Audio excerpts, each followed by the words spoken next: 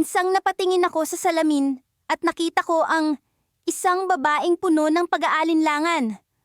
Ako yon. Ako si Mia, 18 taong gulang, at nakatira sa isang bahay na puno ng lihim. Ang aking ina ay nagpakasal muli. At sa pag-aakalang magiging masaya kami, narito ako ngayon.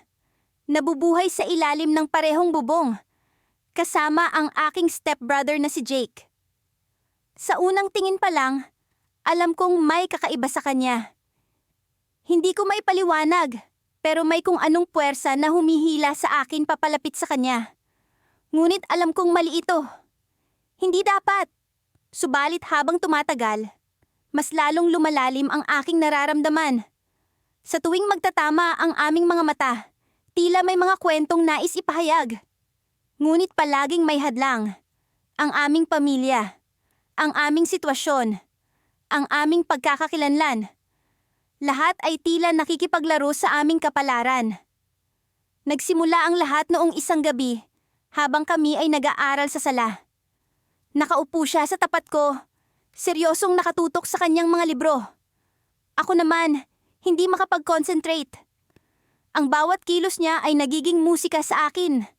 Ang tunog ng kanyang paghinga, ang paglipat ng pahina, ang kanyang mga mata na minsang tumitingin sa akin. Naramdaman ko ang kaba sa loob ng aking dibdib. "Mia, okay ka lang?" Tanong niya, na ikinagulat ko. Napansin pala niya ang aking panandaliang pagkawala sa sarili. Ngumiti ako at tumango. "Oh, oo, pagod lang siguro." Ngunit ang totoo, hindi ko maialis ang pag-iisip sa kanya. Sa tuwing tinatangka kong iwasan ang damdaming ito, mas lalo lang itong lumalakas. Parang isang alon na patuloy na humahampas sa akin. Hindi ko na alam kung paano ito pigilan. Isang araw, habang naglalakad kami pauwi mula sa paaralan, biglang bumuhos ang ulan. Tumakbo kami papasok sa isang lumang tindahan para magkubli. Nagtawanan kami, basang-basa ng ulan, ngunit may kasamang ligaya. Tumigil ang aming pagtawa nang nagkatitigan kami. Isang titig na puno ng mga damdamin na hindi namin maipaliwanag. "Jake," bulong ko. Halos hindi marinig dahil sa lakas ng ulan sa paligid. "Mia," sagot niya. Sa kanyang mga mata, nakita ko ang parehong pag-aalinlangan at pag-asam na nararamdaman ko. Isang pagbubunyag na hindi namin inaasahan. Ngunit bago pa man makapagsalita muli, biglang nagring ang kanyang telepono. Si Mama. "Saan na kayo? Umuwi na kayo agad!" Bulyaw niya mula sa kabilang linya. Nag-aalala sa aming kalagayan. Napalunok ako. Bumalik kami sa realidad, sa mga dapat at hindi dapat. Sa pag-uwi namin, hindi ko maiwasang mag-isip kung hanggang kailan namin maikukubli ang nararamdaman sa isa't isa. Isang lihim na tila, handang sumabog anumang oras. Habang naglalakad kami pauwi, naramdaman ko ang bigat ng bawat hakbang. Ang puso ko ay tumitibok ng mabilis, puno ng kaba at takot. Ano ang mangyayari kung malaman ng iba? Paano ko haharapin ang pamilya ko? Paano kung hindi ko na kayang itago pa? Nang makarating kami sa bahay, tila may kakaibang presensya ang bumungad sa amin. Ang tatay ni Jake, si Tito Roberto, ay nakaupo sa sofa, hawak ang isang larawan. Ang aming mga magulang ay nag-uusap. Ngunit may tensyon sa kanilang mga boses. "Mia, Jake, may kailangan kayong malaman," sabi ni Mama. Ang boses niya ay puno ng seryosong tono. "May isang bagay na matagal na naming itinago sa inyo." Sa paglipas ng mga araw, mas naging mahirap ang sitwasyon ko. Pinipilit kong labanan ang nararamdaman ko para kay Jacob, ang kapatid ko sa ama. Sa bawat tingin niya, sa bawat ngiti, tila may kumakagat sa puso ko. Isang pakiramdam na dapat kong itago at pigilan. Noong gabi ng isang linggo, nagkaroon ng maliit na salusalo sa bahay. Puno ng tawanan at kwentuhan. Ngunit ako'y tahimik na nagmamasid mula sa gilid, hindi mapakali. Sa kabila ng ingay, naririnig ko ang tibok ng puso ko. Kinakalampag ang aking dibdib.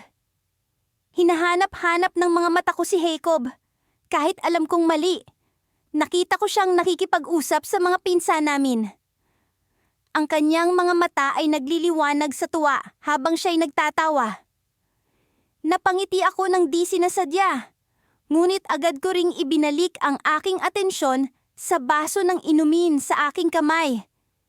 Hindi ko dapat hayaan ng sarili kong mahulog palalo sa sitwasyong ito. Hey, okay ka lang ba? Tanong ni Mia, ang kababata kong matalik na kaibigan.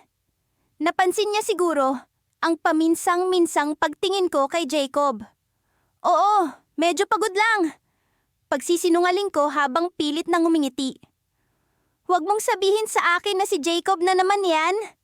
Pabiro niyang bulong. Namula ako sa tinura niya. Kilala ako ni Mia sa puntong kahit ang mga lihim kong damdamin ay hindi ko maikukubli sa kanya. Wala ka talagang maitatago sa akin. Alam mo namang hindi pwede, Mia. Sagot ko. Stepbrother ko siya at kahit kailan, hindi magiging tama. Bakit hindi mo subukang sabihin sa kanya?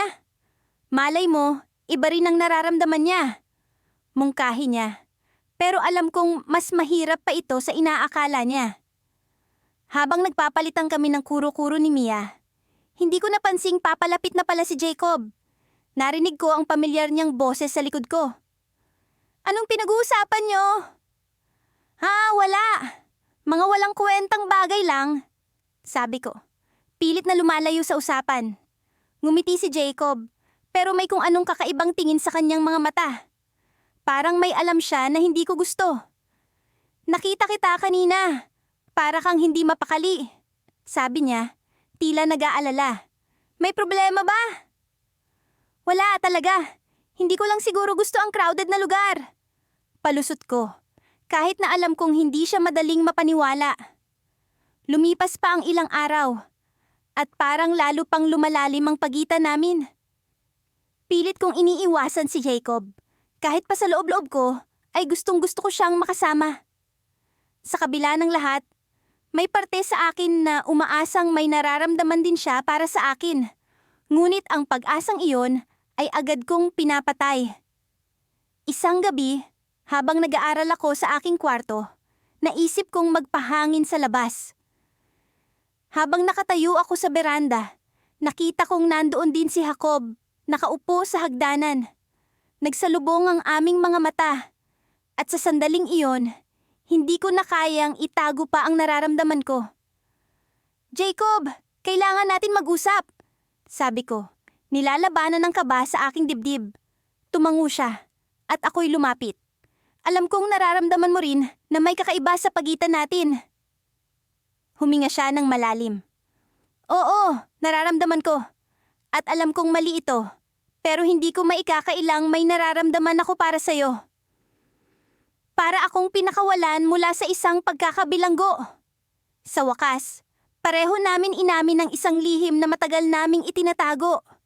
Ngunit alam naming hindi ito magiging madali.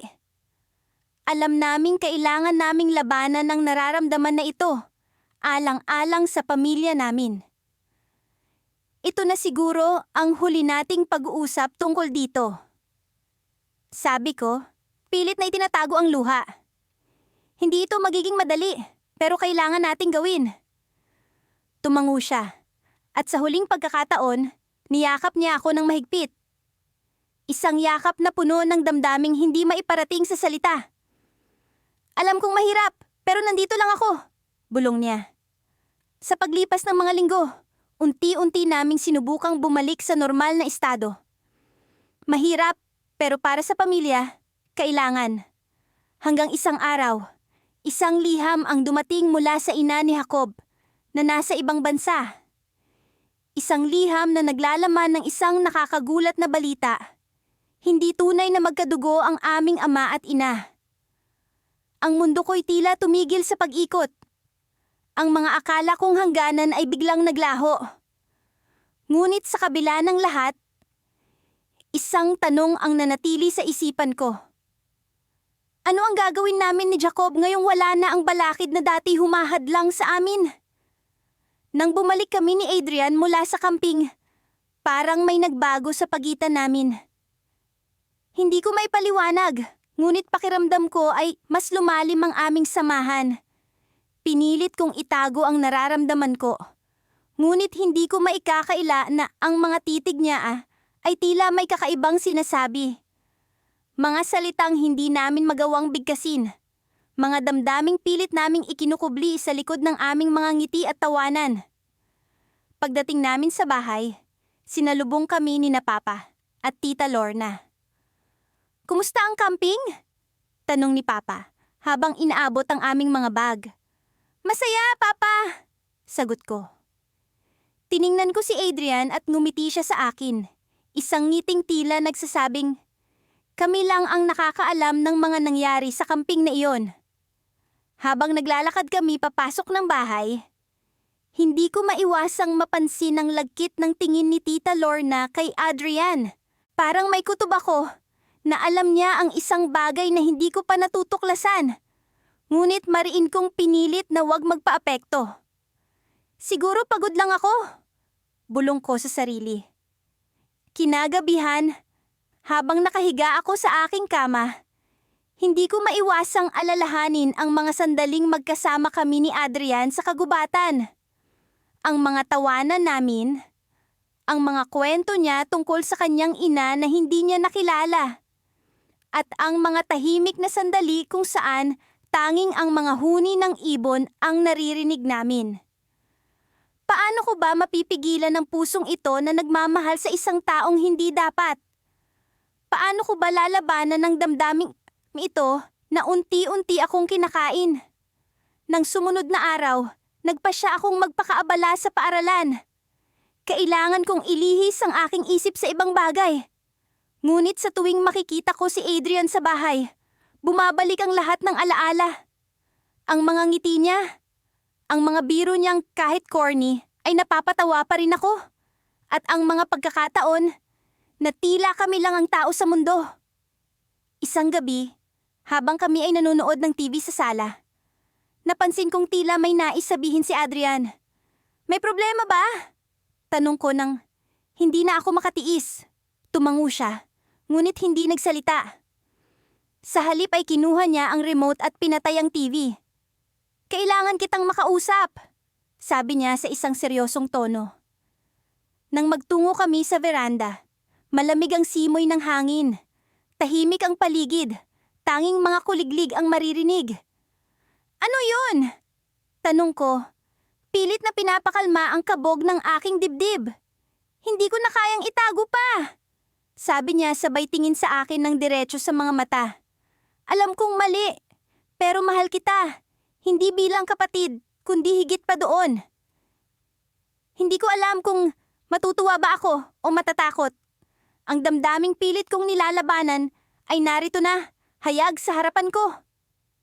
Naisip ko, paano kung malaman ito ng aming mga magulang? Paano kung masira ang aming pamilya dahil sa isang damdamin na hindi namin sinasadyang maramdaman? "Mahal din kita," pag-amin ko sa kanya na may luha na sa aking mga mata. "Pero paano tayo? Paano ang pamilya natin?" Hinawakan niya ang aking kamay. At sa unang pagkakataon, ay naramdaman ko ang init ng kanyang palad na nagbibigay sa akin ng kakaibang lakas at kapanatagan. "Gagawa tayo ng paraan. Haharapin natin ito ng magkasama." Tugon niya na puno ng determinasyon. Ngunit bago pa man kami makapag-usap pa ng mas matagal, biglang bumukas ang pinto ng veranda at lumabas si Tita Lorna. "Anong ginagawa ninyo dito?" tanong niya. May halong pagtataka at pagdududa sa kanyang boses. Nagkatinginan kami ni Adrian, parehong hindi makasagot. Mukhang nahuli kami sa akto. Ngunit bago pa man makapagpaliwanag, biglang nagring ang telepono ni Tita Lorna. Sinagot niya ito at nagmamadaling pumasok sa loob ng bahay. "May problema yata," sabi ko kay Adrian. "Ano kaya yun?" Hindi pa man natatapos ang aming pag-uusap nang bumalik si Tita Lorna. Tila balisa. "Kailangan nating mag-usap," sabi niya. Tila may bigat sa kanyang tinig. Nakaramdam ako ng kaba. Ano kaya ang nalaman niya? May kinalaman kaya ito sa amin ni Adrian? At sa mga oras na iyon, tila nagbabadya ang isang bagyong kayang bumago sa takbo ng aming buhay. Habang sinusundan namin si Tita Lorna papasok ng bahay, alam kong hindi na magiging katulad ng dati ang lahat. Parang may isang malaking lihim na unti-unting nabubunyag. Ano kaya ang mangyayari sa amin ni Adrian? Sa pamilya namin? Sa damdaming pilit naming nilalabanan? Sa mga tanong na ito, isa lang ang tiyak. Hindi pa ito ang katapusan. Ngunit sa bawat hakbang namin, alam kong papalapit kami sa isang desisyon na magbabago sa aming kapalaran. Minsan, ang mga ngiti ay parang mga maskara. Nagtatago ng mga lihim na hindi kayang ipahayag ng mga salita. Ito ang natutunan ko sa mga nakaraang linggo habang pilit kong nilalabanan ng damdamin ko para kay Adrian, ang aking stepbrother. Sa likod ng bawat ngiti ko, may kurot sa puso kong nagtatago. Alam kong mali. Ngunit paano mo nga ba pipigilan ang pusong natutong magmahal? Isang gabi, matapos ang isang masayang hapunan, nagdesisyon akong maglakad-lakad sa hardin. Malamig ang simoy ng hangin at ang mga bituin ay kumikislap sa kalangitan. Habang naglalakad, nakaramdam ako ng kakaibang kapayapaan, ngunit alam kong panandalian lamang ito. Hindi ko maiwasang mag-isip kung paano kong haharapin ang sitwasyon namin ni Adrian. Habang nagmumuni-muni, narinig ko ang mga yapak na papalapit sa akin. Si Adrian.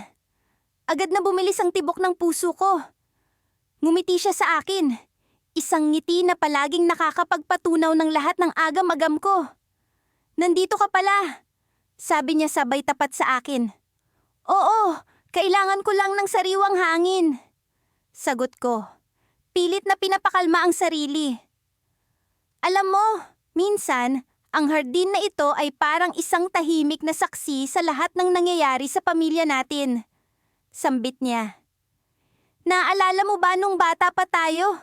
Dito tayo palaging nagtatago tuwing naglalaro ng tagu-taguan?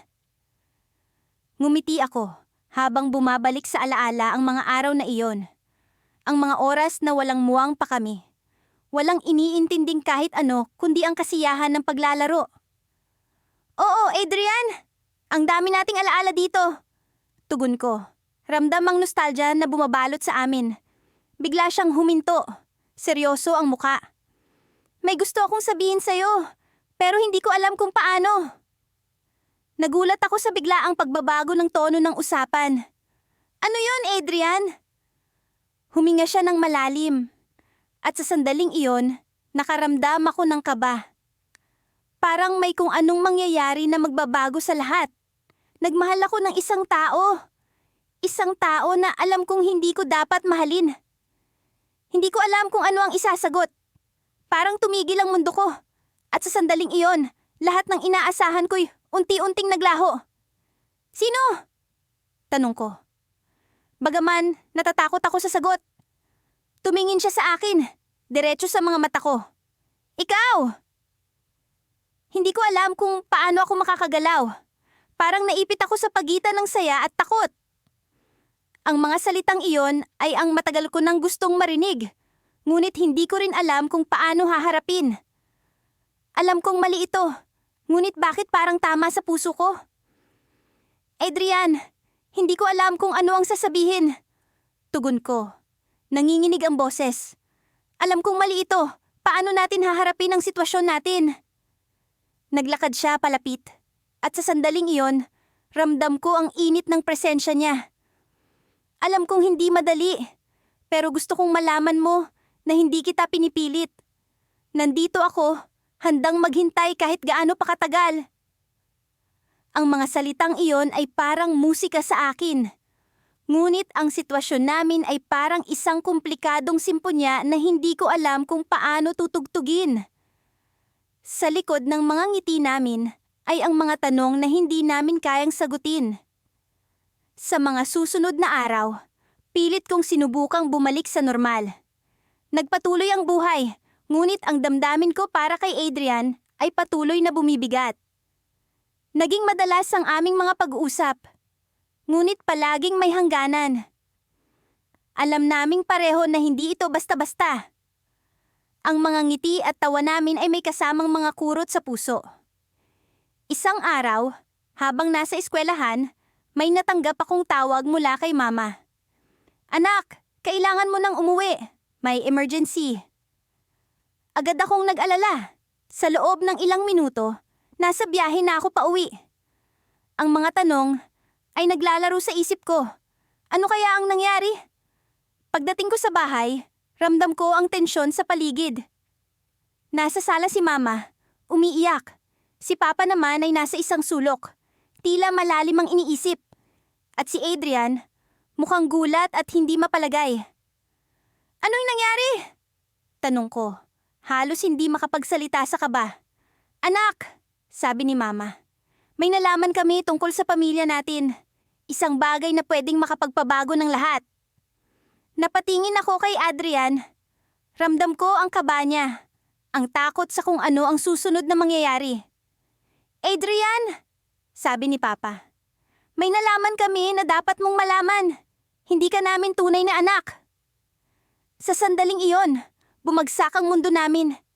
Sa likod ng mga ngiti, mga lihim na hindi inaasahang mabubunyag. At sa pag-ikot ng mga pangyayari, ang damdamin namin ay nagkaroon ng bagong pag-asa. Ngunit sa likod ng pag-asang iyon, ang tanong ay nananatili. Paano namin haharapin ang bagong katotohanan ito? Hindi ko alam kung saan ako magsisimula. Pero ang bigat sa aking dibdib ay tila nag-uumapaw na at kailangan ko nang ilabas. Sa mga nakaraang linggo, hindi ko na mabilang kung ilang beses kong sinubukang kalimutan ang damdamin ko para kay Anton, ang aking stepbrother. Ngunit sa bawat pag-iwas ko sa kanya, mas lalong lumalakas ang pagnanasa kong makasama siya. Lumipat kami sa bagong bahay matapos ang 2nd taon ng kasal ni Papa kay Tita Lorna. Hindi ko inaasahan na magiging malapit kami ni Anton. Sa una, ang akala ko'y magiging ordinaryong relasyon lang ang aming pagkakaroon bilang mga bagong pamilya. Pero iba ang nangyari. Sa kabila ng aming mga tampuhan at biruan, may kakaiba akong naramdaman sa tuwing magkasama kami. Hindi ko ito maipaliwanag at pilit kong iniiwasan. Ngunit sadyang makulit ang aking damdamin. Isang gabing malamig, nagpasya akong maglakad-lakad sa hardin upang mag-isip. Nasa mga dahon ng aking mga mata habang nilalaro ko ang mga ito sa aking mga daliri. Ang hangin ay tila may daladalang bulong na nag-uudyok sa akin na aminin ang aking nararamdaman. Ngunit paano? Paano ko sasabihin kay Anton na higit pa sa kapatid ang tingin ko sa kanya? Sa kabila ng aking pag-aalala, napansin ko ang kanyang presensya. Nakatayo siya roon sa ilalim ng punong mangga, nakatingin sa akin na para bang siya rin ay may nais sabihin. Tila may magnet sa pagitan namin na hindi maipaliwanag.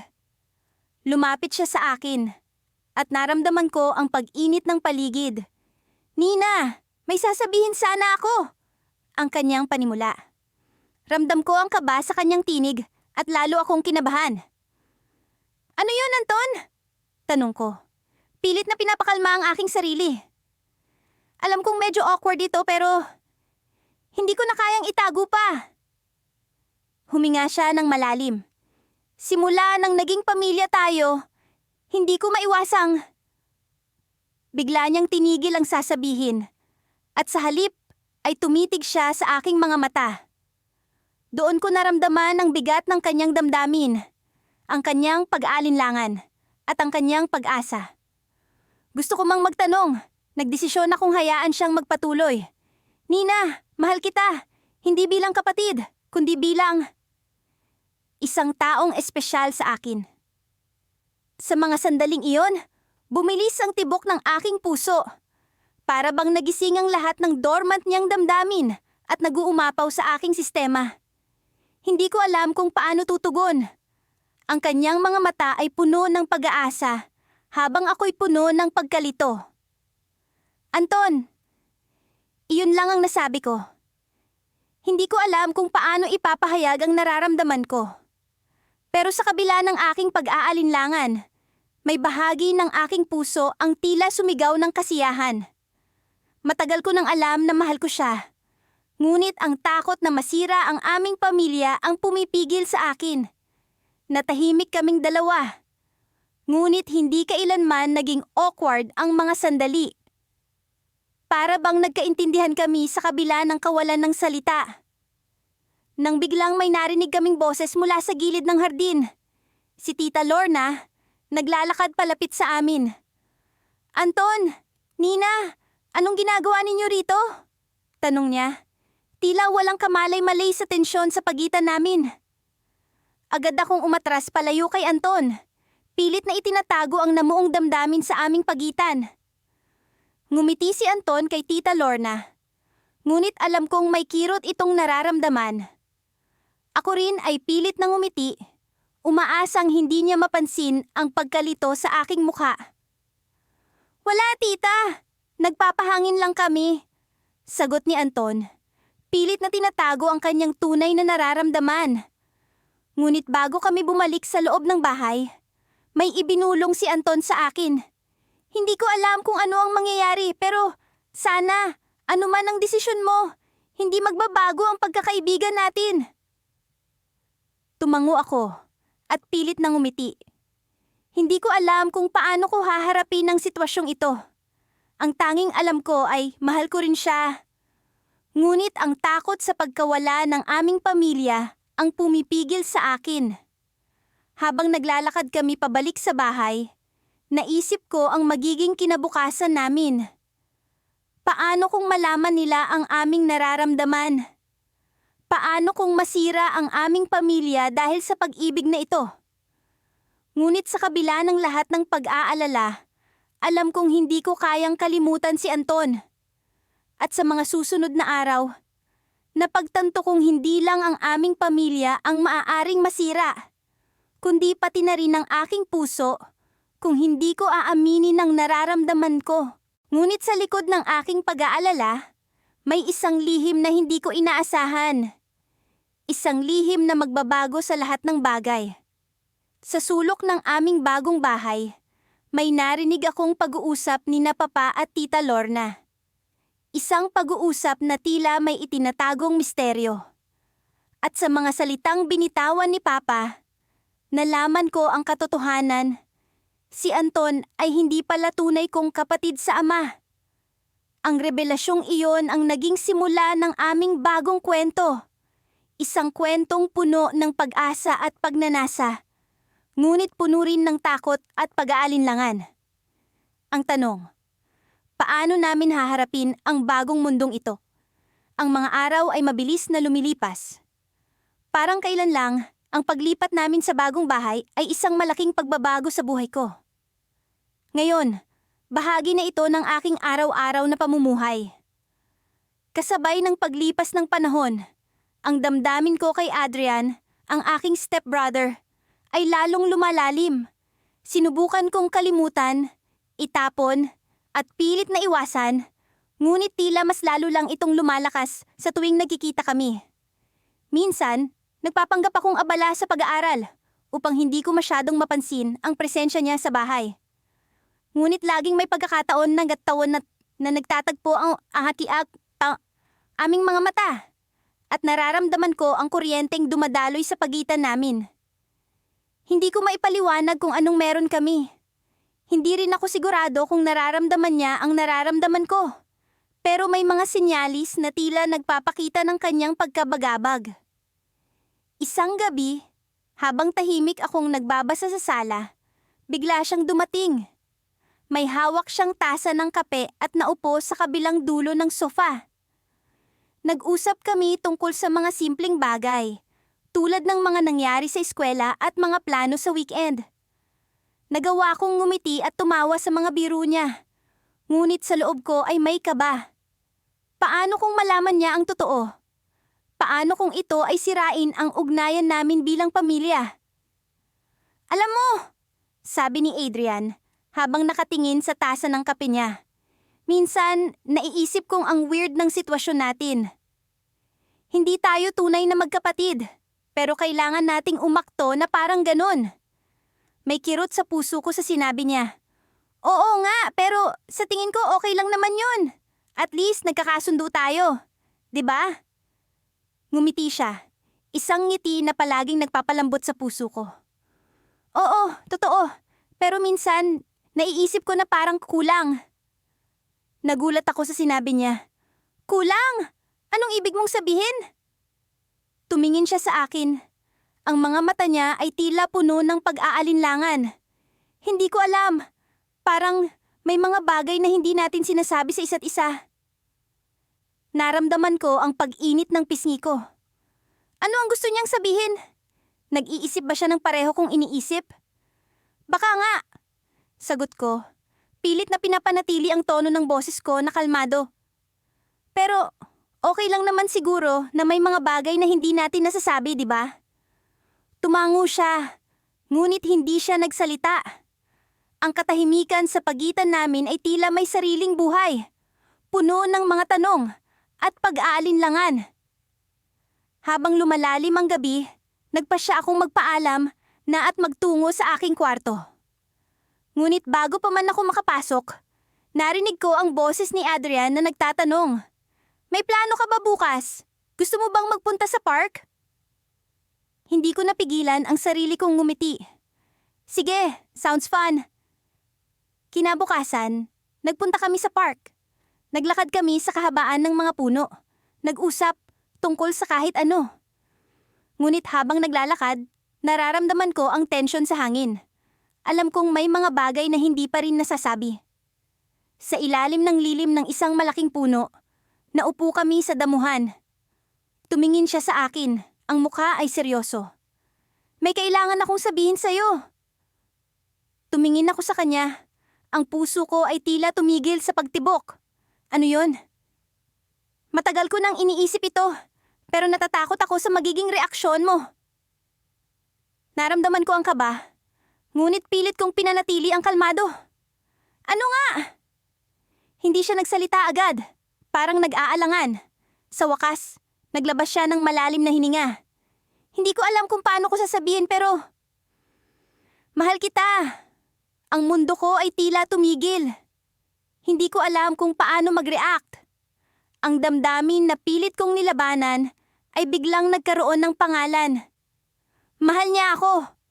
Mahal ko siya. Ngunit paano ito magiging tama? Bago pa man ako makapagsalita, narinig namin ang pagring ng telepono niya. Agad niyang sinagot ito at nakita ko ang pagbabago sa ekspresyon ng mukha niya. Ano? Saan? Tumayo siya, halatang nagmamadali. Kailangan kong umalis. May emergency sa bahay. Tumayo rin ako, nag-aalala. Anong nangyari? Si Papa. Nasa ospital. Naramdaman ko ang bigat ng sitwasyon. Ang damdamin ko para kay Adrian ay tila na isang tabi ng biglang pangyayari. Babalik kami sa bahay. Ngunit sa pagkakataong ito, hindi ko alam ang kahihinatnan. Ang pag-amin niya ay nag-iwan ng malaking tanong sa isip ko. Paano na kami ngayon? Ano ang magiging epekto nito sa pamilya namin? Habang tumatakbo kami patungo sa kotse, nararamdaman ko ang pagkalito at pag-aalala. Ang damdamin ko para kay Adrian ay isang malaking lihim. Ngunit tila ito ay magiging masalimuot na bahagi ng realidad na kinakaharap namin ngayon. Sa likod ng pag-amin niya, may mas malaking pagsubok na naghihintay at hindi ko alam kung paano ito haharapin. Sa kabila ng mga nararamdaman kong kaguluhan, sinikap kong manatiling kalmado. Hindi naging madali ang mga nakaraang linggo para sa akin. Sa tuwing magkasama kami ni Alex, ang aking stepbrother, tila may kuryenteng dumadaloy sa pagitan namin. Sinubukan kong ibaling ang aking pansin sa iba pang bagay, sa pag-aaral, sa mga kaibigan, at kahit sa mga munting gawain sa bahay. Ngunit sa bawat pagsusumikap kong iwaksi ang damdamin kong ito, lalo lamang lumalakas ang pagnanasa kong makilala siya ng lubos. Isang gabi, nagkayayaan kaming maghapunan sa labas kasama ang aming mga magulang. Habang naglalakad kami patungo sa restoran, ramdam ko ang malamig na hangin na unti-unting pumapasok sa aking kasuotan. Lumingon si Alex sa akin at sa kanyang ngiti. Kumadaman kong may kakaibang koneksyon kami. Pinilit kong ngumiti pabalik. Ngunit sa loob-loob ko, naguguluhan pa rin ako. Sa hapagkainan, tila normal ang lahat. Nagkukwentuhan ng aming mga magulang tungkol sa kanilang trabaho, habang kami ni Alex ay nag-uusap tungkol sa mga maliliit na bagay, mga palabas sa telebisyon, mga bagong musika, mga plano sa weekend. Ngunit sa ilalim ng mga normal na usapan, may tahimik na pag-unawa sa pagitan namin. Alam kong may nararamdaman din siya, ngunit gaya ko, pilit niyang ikinukubli ito. Pagkatapos ng hapunan, nagpasya kaming maglakad-lakad muna bago umuwi. Napatungo kami sa parke na malapit sa restoran. Ang mga ilaw sa paligid ay nagbibigay ng malambot na liwanag sa aming daanan, habang ang mga dahon ng puno ay marahang sumasayaw sa hangin. Sa isang bahagi ng parke, may bench na tila nananawagan sa amin. Naupo kami roon, at sa wakas, nagkaroon kami ng pagkakataong makapag-usap ng mas malalim. Alam mo, panimula ni Alex habang nakatingin sa malayo. Minsan, iniisip ko, paano kaya kung iba ang sitwasyon natin? Iba? Anong ibig mong sabihin? Tanong ko. Bagamat alam ko sa aking puso ang tinutukoy niya. Kung hindi tayo magkapatid sa ama. Hindi ko alam ang isasagot. Alam kong hindi tama, ngunit sa parehong pagkakataon, hindi ko mapigilan ang pag-asam sa posibilidad na iyon. Sa mga oras na iyon, pakiramdam ko, kami lang ang tao sa mundo. Lahat ng ingay sa paligid ay nawala. Lahat ng ilaw ay naglaho. At kami na lamang ang natira. 2 taong naguguluhan, ngunit puno ng pag-asa. Siguro, simula ko. Ngunit hindi ko na ituloy ang sasabihin. Paano mo nga ba isasalarawan ng bagay na hindi mo kayang ipaliwanag? Biglang tumunog ang kanyang telepono. Nagpabalik sa amin sa realidad. Tiningnan niya ang screen at nakita ko ang pangalan ni Sarah, ang kanyang nobya. Ang pagkakita sa pangalan niya ay tila isang malamig na buhos ng tubig sa akin. Bumalik ang ingay, ang mga ilaw, at ang katotohanan. Hindi ko alam kung paano ko naitago ang kirot sa aking dibdib sa mga sandaling iyon. Pasensya na, sabi ni Alex habang tumatayo. Kailangan ko yatang sagutin ito. Tumango lang ako, pilit nang umiti habang siya ay lumalayo upang makausap si Sarah. Habang naglalakad siya palayo, naramdaman ko ang pighati na tila hindi ko na kayang pigilan. Naalala ko ang aming usapan, ang mga ngiti, at ang mga sandaling akala ko ay kami lang ang mahalaga. Ngunit sa bawat hakbang niya, tila unti-unti akong nagigising sa katotohanan. Habang hinihintay ko siyang bumalik, may kung anong bumabagabag sa akin. Siguro nga, hindi kami para sa isa't isa. Siguro nga, ang lahat ng ito ay isang ilusyon lamang na dala ng aking pagkagusto sa kanya. Ngunit paano kung may paraan para baguhin ang lahat ng ito? Pagbalik ni Alex, nakita ko ang pag-aalala sa kanyang mga mata. Pasensya na, kailangan ko yatang umalis. May emergency si Sarah. Tumango ako, pilit na inuunawa ang sitwasyon. Sige, ingat ka. Ngumiti siya, ngunit kita ko ang lungkot sa kanyang mga mata. Alam kong hindi ito ang tamang panahon para pag-usapan ng nararamdaman namin. Ngunit may kung anong puwersa ang nagtutulak sa akin na sabihin sa kanya ang lahat. Alex, simula ko. Ngunit bago ko pa man masabi ang nais kong sabihin, biglang dumating ang aming mga magulang. Uwi na tayo? Tanong ni Mama habang nakangiti. Napilitan akong magbigay daan. Pilit na ikinukubli ang nararamdaman. Habang naglalakad kami pauwi, ang mga tanong ay patuloy na bumabalot sa aking isipan. Paano kung hindi ko na kayang itago pa? Paano kung sa kabila ng lahat, kailangan kong ipaglaban ang nararamdaman ko? Habang patuloy kami sa paglalakad, isang hindi inaasahang balita ang bumungad sa amin pagdating sa bahay. Isang lihim na matagal nang nakatago at tila magbabago sa lahat ng alam namin. Hindi ko alam kung ano ang nararamdaman ko habang naglalakad ako papunta sa bahay. Ang hating gabi ay tahimik at ang mga bituin sa langit ay tila nagmamasid sa akin. Parang alam nila ang sikretong pilit kong itinatago. Alam kong mali ang bumuo ng damdamin para kay Adrian, ang aking stepbrother. Ngunit hindi ko mapigilan ang tibok ng puso ko tuwing magkasama kami. Simula nang mag-asawa ang aming mga magulang, naging mas malapit kami ni Adrian. Sa una, akala ko ay simpleng pagkakaibigan lang ito. Lagi kaming nagkukwentuhan tungkol sa mga bagay-bagay sa buhay, mga pangarap, at kahit na mga simpleng kalokohan. Pero habang lumilipas ang mga buwan, naramdaman ko ang kakaibang pag-init sa aking dibdib tuwing nginingitian niya ako. "Pauwi ka na?" tanong ni Adrian nang makasalubong ko siya sa labas ng bahay. Nakasandal siya sa pader. Tila may hinihintay. "Oo, tapos na ang shift ko," sagot ko. Nagtataka kung bakit siya naroon ng ganoong oras. "Gusto mo bang samahan kita?" alok niya, at hindi ko mapigilan ang pagngiti. Kahit napagod na ako mula sa trabaho, ayaw kong ipahalata. Ang bawat saglit na kasama siya ay parang kayamanan na kailangan kong ingatan. Habang naglalakad kami papasok sa bahay, hindi ko maiwasang mapansin ang kakaibang ekspresyon sa kanyang mukha. Parang may iniisip siya na malalim. Gusto kong tanungin siya, pero natatakot akong baka hindi niya sabihin sa akin. "Natalie," sabi niya, tumigil kami sa harap ng pintuan. "May sasabihin sana ako sa'yo." "Adrian, ano yon?" tanong ko, umaasa sa kung ano man ang ibubulalas niya.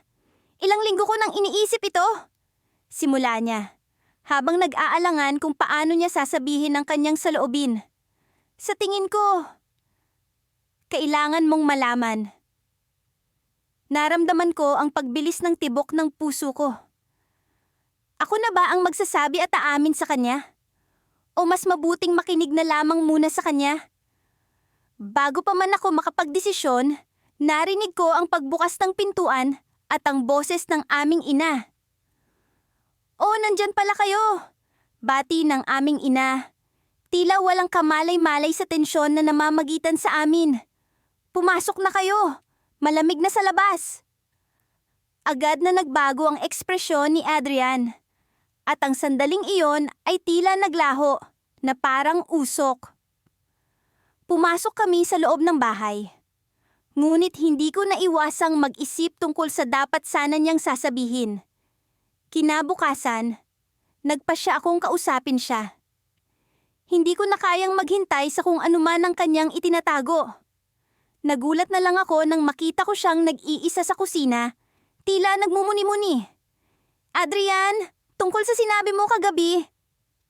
Simula ko, ngunit agad niya akong pinutol. "Natalie, sorry, hindi ko alam kung paano ko sasabihin ito. Pero..." Bigla siyang tumigil. Tila may narinig siyang kakaiba. "Pero ano?" tanong ko. Hindi na makapaghintay sa sasabihin niya.